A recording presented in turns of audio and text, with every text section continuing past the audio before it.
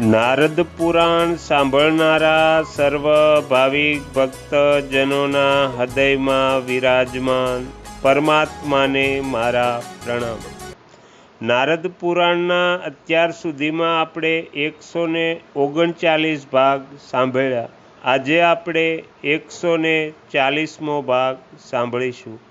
હરિ ઓમ.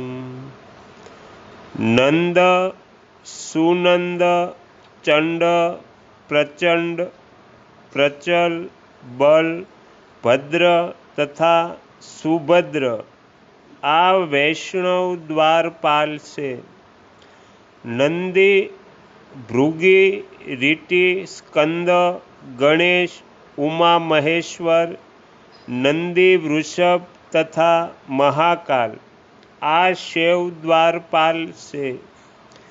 બ્રાહ્મી, માહેશ્વરી, કૌમારી, વૈષ્ણવી વગેરે જે 8 માતુકા શક્તિઓ છે તે સ્વયં જ દ્વારપાલિકા છે.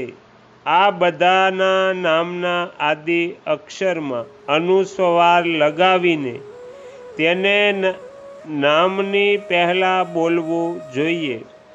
નામના ચતુર્થી વિભક્ત્યંત રૂપ પછી નમઃ લગાવવું જોઈએ, જેમ કે નંદદાય નમઃ વગેરે. આ જ નામ મંત્રોથી સર્વની પૂજા કરવી જોઈએ. આ પછી બુદ્ધિમાન સાધક પવિત્ર થઈને અને ઇન્દ્રિયોના સંયમપૂર્વક આસન પર બેસીને આસમન કરે અને યત્નપૂર્વક સ્વર્ગ, અંતરિક્ષ તથા પૃથ્વીના વિઘ્નોનું નિવારણ કર્યા પછી શ્રેષ્ઠ વૈષ્ણવ પુરુષ કેશવ, કીર્ત્યાદિ માતુકા ન્યાસ કરે.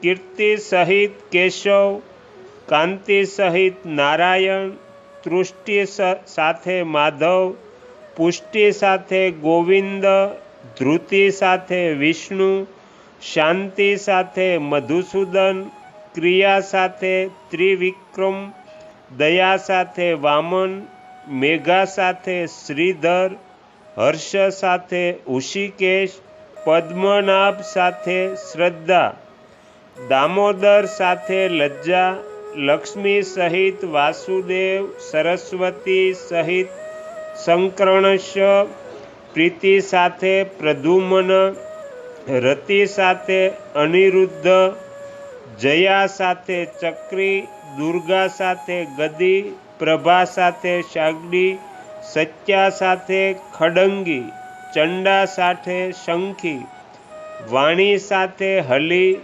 વિલાસિની સાથે મુસલી, વિજયા સાથે શૂલી, વિરજા સાથે પાશી, વિશ્વા સાથે અંકુશી, વિનંદા સાથે મુકુંદ, સુનંદા સાથે નંદજ, સ્મૃતિ સાથે નંદી, વૃદ્ધિ સાથે નર, સમૃદ્ધિ સાથે નરકજિત, શુદ્ધિ સાથે હરિ, બુદ્ધિ સાથે કૃષ્ણ, ભક્તિ સાથે સત્ય, મુક્તિ સાથે સાત્વત, ક્ષમા સહિત સૌર, રમા સહિત સુર, ઉમા સહિત જનાર્દન શિવ, કલેદિન સહિત ભૂધર, કિલંતા સાથે વિશ્વમૂર્તિ, વસુધા સાથે વૈકુંઠ, વસુદા સાથે પુરુષોત્તમ,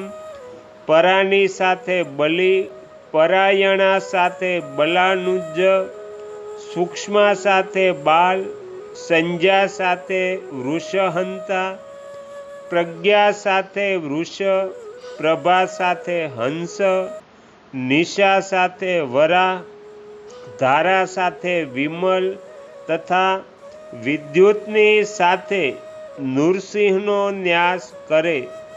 આ કેશવાદી માતુકા ન્યાસના નારાયણ ઋષિ, અમૃતાધા ગાયત્રી છંદ અને વિષ્ણુ દેવતા છે.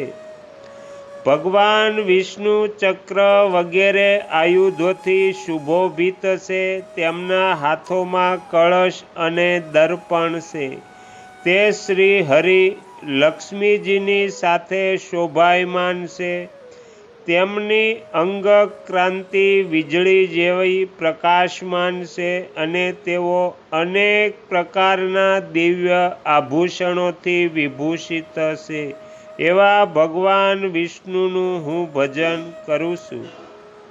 આ પ્રમાણે ધ્યાન કરીને શક્તિ હરિમ શ્રી શ્રી તથા કામ ક્લીમ બીજથી સંપુટિત અ વગેરે એક એક અક્ષરનો લલાટ વગેરેમાં ન્યાસ કરવો.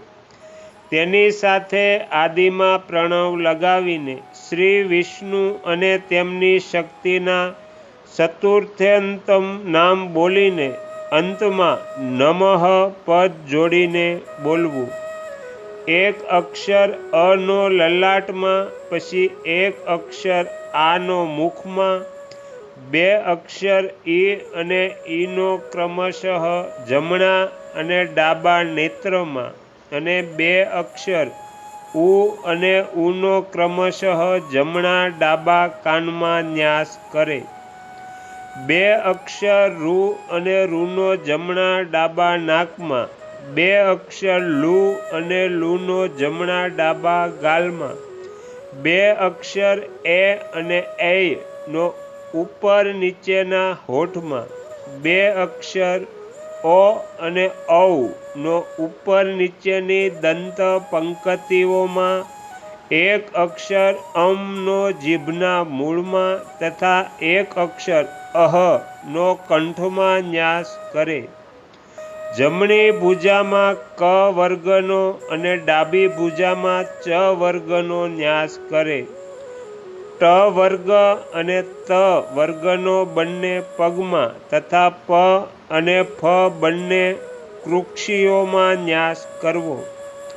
પુષ્ટવંશમાં બનો, નાભીમાં ભનો અને હૃદયમાં મનો ન્યાસ કરે. ય વગેરે 7 અક્ષરોના શરીરની 7 ધાતુઓમાં, હનો પ્રાણોમાં તથા અળનો આત્મામાં ન્યાસ કરવો જોઈએ. અક્ષયનો ક્રોધમાં ન્યાસ કરવો જોઈએ. આ પ્રમાણે ક્રમશઃ માતુકા વર્ણનો ન્યાસ કરીને મનુષ્ય ભગવાન વિષ્ણુની પૂજામાં સમર્થ થાય છે. ભગવાન શિવના ઉપાસક કે કેશવ કૃત્યાદિ માતૃકા ન્યાસની જેમ શ્રી કંઠઠેશાદિ માતુકા ન્યાસ કરવો જોઈએ. પૂર્ણોદરીની સાથે શ્રી કંઠનો, વિરજા સાથે અનંતનો, શાલ્મલી સાથે સૂક્ષ્મેશનો, લોલાક્ષી સાથે ત્રિમૂર્તિશનો, વર્તુલાક્ષી સાથે મહેશનો અને દીર્ઘધોણા સાથે અધીર્ષનો ન્યાસ કરે. દીર્ઘમુખી સાથે ભારભૂતિશનો, ગૌમુખી સાથે તિથિશનો, દીર્ઘ જીહ્વા સાથે સ્થાવણી વિષનો, કુંડોદરી સાથે હર્ષનો, ઉધર્વ કેશી સાથે જ્રિયંટિશનો, વિકૃત્યા સાથે ભૈતી કેશનો, જ્વાલામુખી સાથે સધોજાતેશનો, ઉલ્કામુખી સાથે અનુગ્રહેશનો, આસ્થા સાથે અક્રૂરનો, વિદ્યા સાથે મહાસેનનો, મહાકાલી સાથે ક્રોધીશનો, સરસ્વતીની સાથે ચંડેશનો, સિદ્ધ ગૌરી સાથે પંચાંત કેશનો, ત્રૈલોક્ય વિદ્યા સાથે શિવાત્મમેશનો, મંત્ર શક્તિ સાથે એકરુદ્રેશનો, કમઠી સાથે કૃમેશનો, ભૂતમાતા સાથે એક નેત્રેશનો, લંબોદરી સાથે ચતુર્વક્યત્રેશનો, દ્રાવિણીની સાથે અજેશનો, નાગિરીની સાથે સર્વેશનો, ખેચરી સાથે સોમેશનો, મર્યાદા સાથે લાંગલીશનો, દારૂકેશ સાથે રૂપિણીનો તથા વિરણીની સાથે અર્ધનારીશનો ન્યાસ કરવો જોઈએ. તો અહીંયા નારદ પુરાણમાં 140મો ભાગ સમાપ્ત થાય છે. હવે પછીના વિડીયોમાં આપણે 141મો ભાગ સાંભળીશું. તમે તમારો કિંમતી સમય આપી એકાગ્ર ચિત્તે પ્રસન્નતાપૂર્વક નારદ પુરાણ સાંભળ્યું એ બદલ હું આપ સૌનો ખૂબ ખૂબ આભાર વ્યક્ત કરું છું અને આશા પણ રાખું છું કે તમને સાંભળવું ગમ્યું હશે. જો ગમ્યું હોય તો બીજા 5 લોકોને પણ સંભળાવજો. શ્રી સદગુરુ દેવની જય. આગળના વિડીયો જોવા માટે આ ચેનલને સબસ્ક્રાઈબ કરો અને જો આ વિડીયો પસંદ આવ્યો હોય તો લાઈક કરો.